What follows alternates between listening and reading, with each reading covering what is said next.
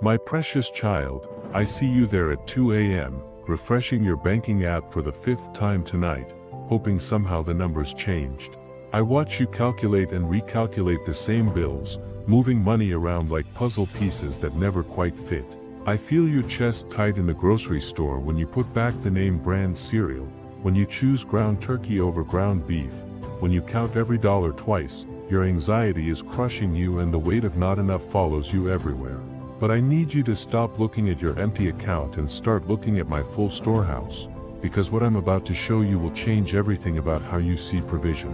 Let me remind you of a desperate widow in Zarephath, living through the worst drought in generations.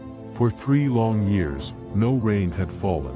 Her village was dying. She had exactly 1 handful of flour left in her jar, maybe 2 cups, and just enough oil to coat the bottom of her cruise. That was it, her last meal. She had already planned it. She would bake 1 final piece of bread, share it with her young son, and then they would lie down together and wait to die. Can you imagine gathering sticks for what you believe will be your final fire, the rough bark cutting her weathered hands as she bent down, each stick feeling heavier than the last because she knew what it meant? Then this stranger appeared, dusty, travel-worn, clearly a prophet. Elijah looked at this woman who had nothing and asked her for water. Then, impossibly, he asked for bread. She stared at him with hollow eyes and explained, "I have only enough for 1 last meal." But listen to what he told her. "Don't be afraid. Go ahead and make that bread, but first make a small loaf for me. Then make something for yourself and your son, because the God of Israel promises your flour will not run out and your oil will not fail until the day rain returns to the land." And that's exactly what I'm doing with you right now. You're looking at what you have left instead of who you have access to. That widow had to choose, pour her last handful of flour or trust my promise of supernatural provision.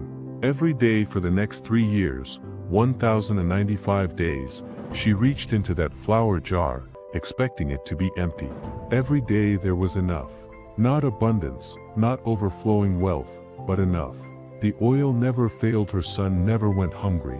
My provision didn't come through her job, her savings, or any earthly source. That it came from my infinite storehouse. So stop refreshing that bank account. Stop counting what you don't have. Start trusting who you do have.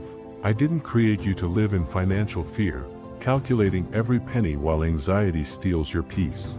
When you put me first, when you trust me with your tithe, when you give even when it doesn't make sense mathematically, you access the same supernatural provision that sustained that widow.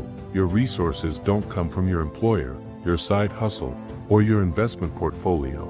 They come from the one who owns the cattle on 1,000 hills, who makes silver and gold appear in fish mouths, who multiplies loaves and fishes when human math says impossible. Father, I thank you that you see every unpaid bill on my table, every anxious thought about money that keeps me awake at night. I recognize that I've been looking at my circumstances instead of your character. I surrender my financial fears to you right now. My worry about the mortgage, my anxiety about groceries, my shame about not having enough.